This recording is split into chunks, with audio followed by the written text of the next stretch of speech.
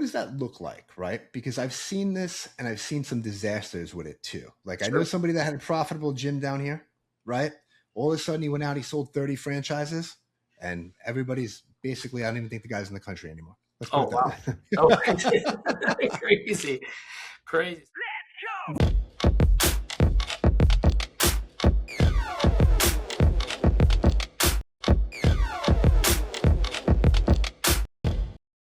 Hey, what's up, everybody? Welcome back to another episode of the Liquid Lunch Project. I am Matthew Armihan alongside my partner, the professor, Luigi Rosabianco. What's on tap today, Lou? Matthew, for reasons that are both macroeconomic as well as social, the franchise concept has never been more popular. So to give us a state of the union and to do a deep dive on where the franchise industry is today, we have Rich Potter. Rich Potter is founder of Franchise Heroes, and he helps people through the franchise process, not just in acquiring, but also allocating and finding the right franchise opportunity for them. So, Mr. Potter, welcome to the podcast. Hey, Lou, thanks for having me, Matt. It's good to be here. Matt and I, as well as our audience, are not new to the franchise world, but give us a Potter-inspired State of the Union on what you're seeing in the franchise landscape. Yeah, sure. So I've been in this industry now for a few years. I've owned franchises. I've started startups. I've done it for a while. Like I've been self-employed now for almost a decade, and I absolutely love it. Like I initially started in the startup world, did a couple of my own, but I've done a couple of franchises since, and I love the support. I love the systems. I think franchises are just getting better and better. You know, I think they used to have a pretty bad rep. You know, I think they used to be in it for themselves. But I think like the industry is getting better. It's getting healthier, and there's a lot of great support out there. And franchising is huge, and it's in every industry. You know, I think we think food and beverage. I think, you know what I mean? But it's home services, it's senior care, it's staffing. If you can build a business that is systematizable, repeatable in other markets, it can be franchised. So I love franchising. I love the support, the systems that come with it, business in a box, right? You don't have to reinvent the wheel. Just use what other people have done successfully and replicate it in your market and, you know, off to the races. You know, so we had a client a couple of years back and he thought he was actually buying a franchise, but it wasn't. It was a licensing agreement. Can you explain the difference for the audience? Yeah, so to be a franchise, you have to publish a franchise disclosure document, right? An FDD, it's a 200 plus page legal document. It's created by a lawyer. You're going to want to get a lawyer to help you read it and understand it.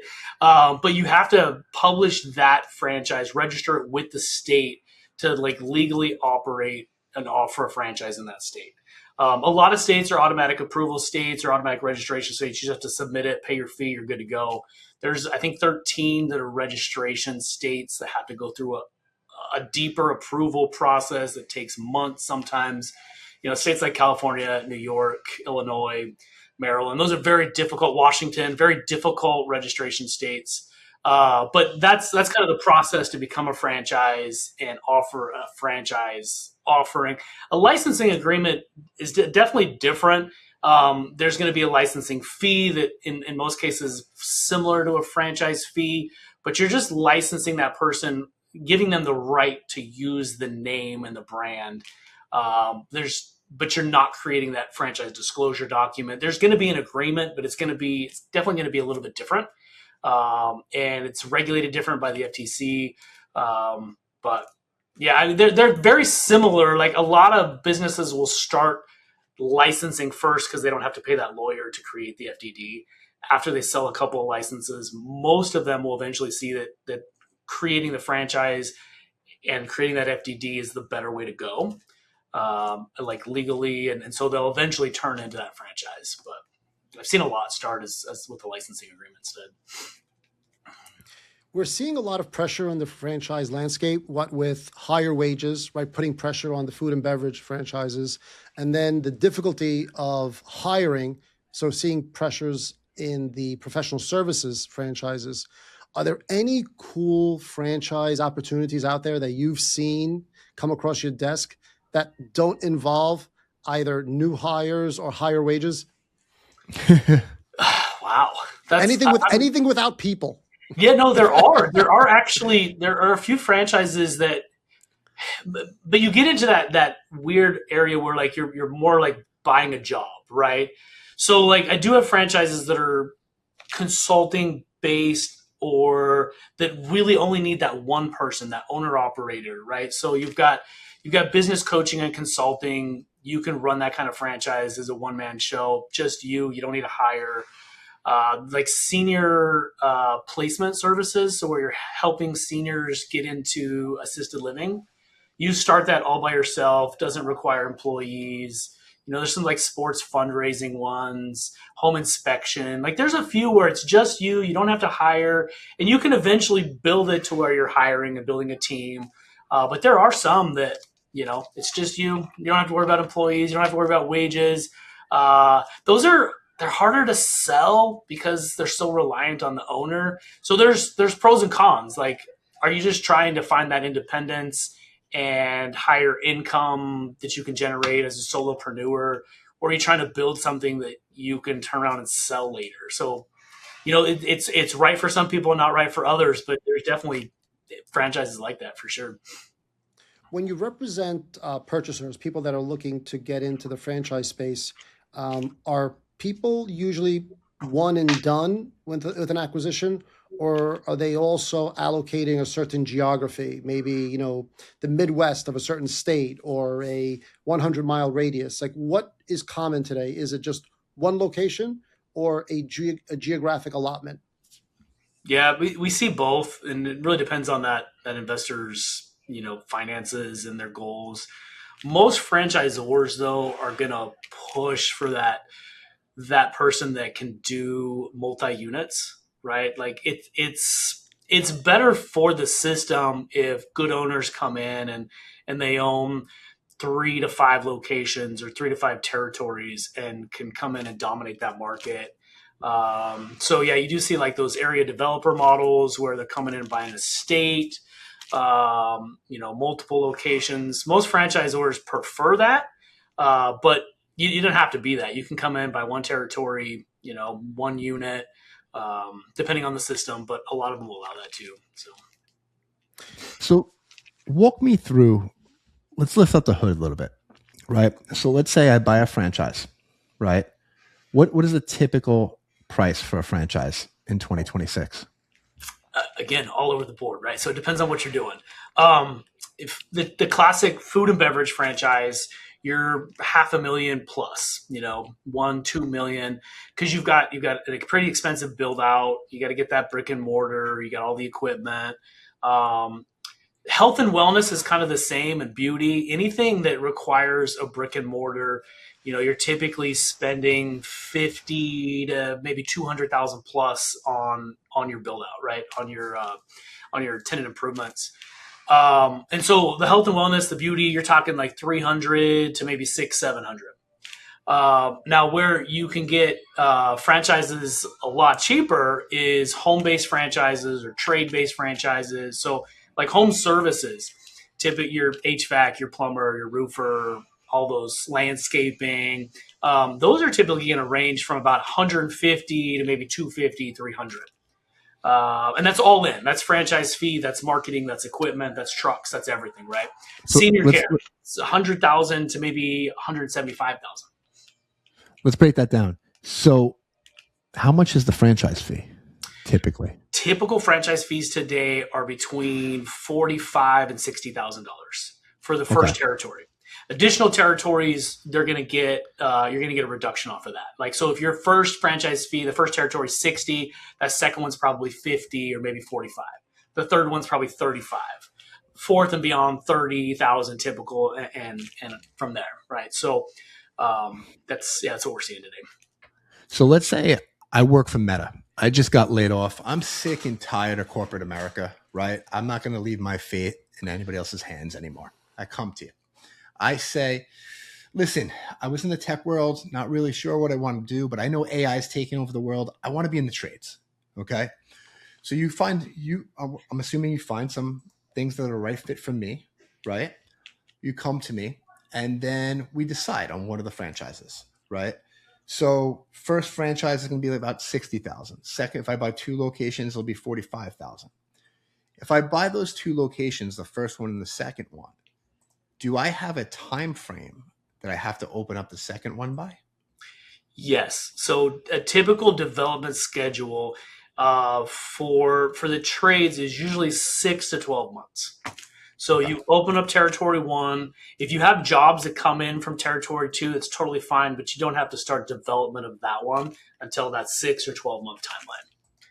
Okay. So often they're going to want you to hire a second tech or get a second truck, but you have that schedule where you're not having to pay the royalties or minimums on that other territory for several months.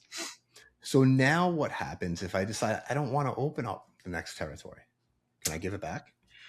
You can't. I mean, you can try to sell it to somebody, right? So you can get with the franchisor and let them know that, hey, I don't want to develop this one. Can we put it up for sale, right? So their resale department can then work on selling that territory. I mean, you've already essentially paid for it. You can't just give it back. You can't just get out of that franchise agreement because you don't want to do it. But that option is there to sell it. Okay. And then from your experience, how many people actually buy multiple units from the day one? Quite a few, actually. I would say it's probably higher than 75% maybe. And that's driven, I think, largely by the franchisors. And if you look at the unit economics, typically like you're going to want 2 or 3 territories to really hit those revenue numbers that you're seeing on the item 19. So the item 19 in that FDD is the earnings claim section where they'll show you average revenue. Sometimes they'll show you gross profit margins of like the top 25%, the top 50%, bottom 25%. They'll show all that stuff on that earnings claim. So typically, if you look at unit economics, a lot of those owners have 2 units, 3 units. And so, you just want to check at those unit economics to make sure, like, can I really hit my revenue goals with one territory? Sometimes yes, often no. Often you need 2 or 3. So what happens, and is there any recourse for somebody that buys one and they're nowhere near the numbers that are in the FDD? Well, there's not, right? So every operator is going to be different. They're going to put in a different amount of investment, a different amount of personal capital. You can be a bad operator. You could be a bad operator, right? Yeah, and the FDD clearly states that there's no guarantee that you're going to hit these numbers. All it's representing is what other owners are doing, right? So you could surpass it, you could not hit it. Like it's totally up to you, your market, your effort, your marketing dollars. Like there's so many variables, but they don't represent any guarantees that you're going to hit those numbers. Okay. And how do you see most of your first-time franchise owners funding these franchises? Most are going SBA. I would say 60-75% are going through the SBA. These franchises are getting registered with the SBA. It's typically 10 to 30% down to get something like that. I'd say a good number are also using their 401k and doing like a ROBS type rollover. I think that's a really good option for a lot of people. A lot of great tax benefits to do it that way. I've also seen people just kind of get creative, HELOCs, unsecured loans, different things to kind of get creative with it. But it's still largely, I think, SBA and ROBS. So let's talk about a service-based business, though, right? So I understand the restaurant. They're buying equipment. They're buying machinery. They get a physical location. The SBA can go in there and they can collateralize the equipment that's being bought, right? Mm-hmm. But in the service business, how are they getting an SBA? That's a great question. I don't know all the details, but I do know that these franchises, the FDD that they publish really helps. They can show the system. They can show financials of other owners. Like all of that goes into the SBA considerations of them getting approved. What's your favorite franchise right now? Man, there's so many good ones. There's the one that it's called Lime Painting, and I love their approach to the market. So most painting franchises, and I represent probably more than a dozen painting franchises. There's a Mhm. lot of them. Average ticket is going to be $4,500, right? Lime Painting, their average ticket is just shy of 20 grand. And the reason is because their approach to the market totally different. They are intentionally targeting the affluent homeowner. They're only marketing to the top 30% of your real estate valued homes and commercial jobs, right? So they're intentionally going after that high end. They have 40 different services that they offer, coatings, some restoration. It's not just paint. And so they're filling a niche that the other painting companies are not. And the founder, they're out of Denver. Their founder Nick is incredible guy, value based guy who just loves what he does and loves the people that come into his system. I love their approach to market, and it's just unique. I think those disruptors in each industry are kind of finding ways to stand out, and Lime is definitely standing out in the painting industry. Rich, can you give us some examples on franchisors that go above and beyond in supporting their franchisees, whether it's training, whether it's deal flow, whether it's lead gen? Because we started the conversation by you saying it's a business in a box, right? But how tight are those boxes? Yeah. One that really stands out to me is called Voda Cleaning and Restoration. They're fairly new. They're coming in and competing in a very big space against competitors like Paul Davis and Serve Pro. Like, you got some very big guys there. But their founder was very intentional about hiring support before it was needed, right? So they've got incredible business coaches. They've got done for you marketing. They've got a call center. They have Voda University, which is both virtual and in person. And I think it's somewhere around 30% of their franchisees have come back and bought additional territories. I haven't seen another system that has that sort of retention, but also like demand for additional support and additional, like they're being successful with the 1 to 3 territories they bought.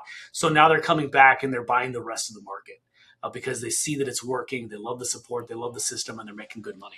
Rich, let's use them as an example. How much of a time commitment is the Voda University? Well, I think you're around, I want to say it's 4 months to launch, right? So during that time where you're setting up your business and buying equipment, like you're going through Voda University. And so it's, I want to say 1 week in person, but then there's tons of virtual stuff that you're going through as you're getting set up. So it's the 4 months up front, but then it's ongoing too. Like, cause you're going to start in the cleaning side with the carpet and the tile and the upholstery. And then you're going to work into water. And then you're going to move into fire and mold mitigation type stuff. So it's kind of a progressive, like you learn one thing, you add it to the business, you learn the next thing, you add it in. So it's ongoing for several months beyond that initial 4 too. And then you have like your weekly business coach calls and stuff like that too, that's involved with it. Matt, what franchise are you buying, buddy? I don't know. I see those wheels turning. I think I'm going to create one. Hey, let's do that too. That's another service we offer. Like, there's a lot of people out there who have built a solid business, from the ground up, and they're profitable and they're ready to turn it into a franchise. So that's another service that we can offer. What does that look like, right? Because I've seen this and I've seen some disasters with it too. Like, I know somebody that had a profitable gym down here, right? All of a sudden he went out, he sold 30 franchises, and everybody's basically, I don't even think the guy's in the country anymore. Let's put it that way. Crazy. So I partner with a firm that helps with that setup. And so we have a lawyer that creates the FDD. We help create the playbooks, the SOPs, the manuals. That's about a 4 to 6 month process to get that all set up. And then as part of that package, you get to go to 12 different franchise shows across the country to introduce your concept to potential owners. So yeah, you're right. Like most franchises don't ever even reach 25 owners. Most of them will launch and they'll sell a handful, 10, 20 maybe, and just kind of stall out there because they don't have the right support or they don't have the right people that bought in initially, right? You really want those first 5 to 10 owners to be extremely successful if you want to grow to 100, 200 units. So you have to be very selective about who you let in and then provide way more support than you think.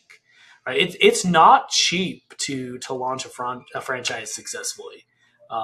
It's expensive. It takes a lot of work, takes a lot of time, and the franchise fee and the royalty. If you had to put a dollar figure on it, what would it cost?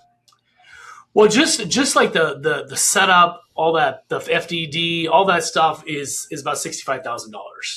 Okay. However, like, are you still trying to run your location and help other people launch? Right? Like now you're running 2 different businesses, right? So it requires a lot of support, operational support that you need to hire for. So, you need a franchise development rep. You need, who's going to be that franchise director that's going to train and help these people be successful. So you've got at least 2 or 3 people, I would think, that you need to bring on board to run the franchise side of it, and maybe even someone to run your corporate location now too, right? So it's more than just the setup fees. There's a lot of expenses in the payrolls, and that's why you see franchise fees of $60,000 because they're not making much money on those franchise fees. Those franchise fees are going to the support systems. They're going to staff. They're going to all that stuff to be able to support the franchisees. Rich, assuming that the franchise is the copy and paste of the original, how many originals do you recommend a franchisor undertake before he or she is bold enough to file for a franchise FDD? Because is having one coffee shop really perfecting the systems and processes, or do you need 20? Like, what's that Goldilocks zone? It's a great question. Man, I don't think there's a perfect answer for that either. Like, I've seen in like the service industry, I've seen great successful franchisors who just own the one market. But that one market is typically going to be the equivalent of, 5, 6 territories, right? So it's not just like having one. You can do it with just one, but you're right. Like, how are you going to support the owner that's going to come in and buy 10 locations if you only know how to operate one yourself?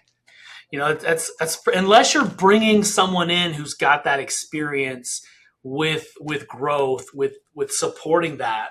You as that founder is probably not the right person to support that growth. So either build out several locations, get that experience, or hire someone that has that experience to run the franchise organization. Interesting. Now, I'm wondering, in some of these consulting type franchises, aren't you the business? Absolutely. Yeah, 100%. Right? So how do you do that? Like, so how does somebody franchise a consulting type business where they are the business? So there's not really 10 locations. Maybe there's a book of clients. Yeah. There wouldn't be. It wouldn't be 10 locations. It is a book of clients. What you're franchising is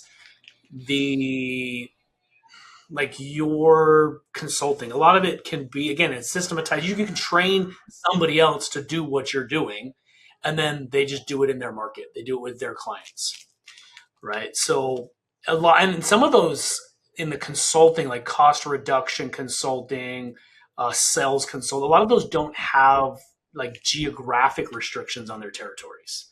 So you can work with clients anywhere in the US. So there's some benefits to that where you're not just, restricted to your local market. It opens it up to a lot of people who live in rural America who want to launch a franchise like that because they've got clients that they can get anywhere. Staffing is similar too. Like executive recruiting franchises typically don't have geographic restrictions on their territories and can work with clients anywhere in the US. And again, you are the business. at least until you build it to a level where you're hiring people. Yeah, I mean, consulting, I guess you can teach the way that you consult, but I mean, I don't know if you can take somebody off the street and make them a consultant. No, typically that person has that mindset, right? They kind of have that skill. They just Maybe don't know how to build background. a business around it, right? They're not good at the client acquisition part of it. Maybe they're not good at, running a business, but they're good at the consulting part, right? So the franchise would be something that would help them with the marketing side, with the, client acquisition side of it. Rich, we appreciate you being here. We want to be respectful of your time. Why don't you tell the audience where they can find you and Franchise Heroes? Yeah, so I do provide a free service. My consulting is 100% free. I help you through the process of discovering what could work for you. You can find me at franchiseheroes.co. And you can find me on LinkedIn. I'm all over LinkedIn. So, Rich Potter. I would love to help you out. Rich, thank you so much. One question before I let you run. I'm not going to ask you for a specific franchise, but I am going to ask you, if you had to pick one industry right now, what would it be? Senior care. If you got a heart for helping people, I think senior care represents the largest opportunity right now. You've got, I think the number is like 12,000 people turn 65 every single day in this country. That's going to continue for the next decade and a half. It's not saturated. Seniors today, they want to age in place. They would really rather not live in a home if possible. But not everybody's in that multi-generational household, right? So they want to stay at home, but they can't. And so senior care franchises help them do that. So it can help them with, grocery shopping, with cleaning, with cooking, with all that stuff. And then also like the medical side, you can send in nurses and stuff like that. But senior care is huge. I know some systems have top operators that are doing well over $50 million a year with just a couple of territories. Huge opportunity, and it's just getting bigger every day. Interesting. Rich, thank you so much. Everybody, that's a wrap of the Liquid Lunch Project. We'll catch you on the next episode. Let's go!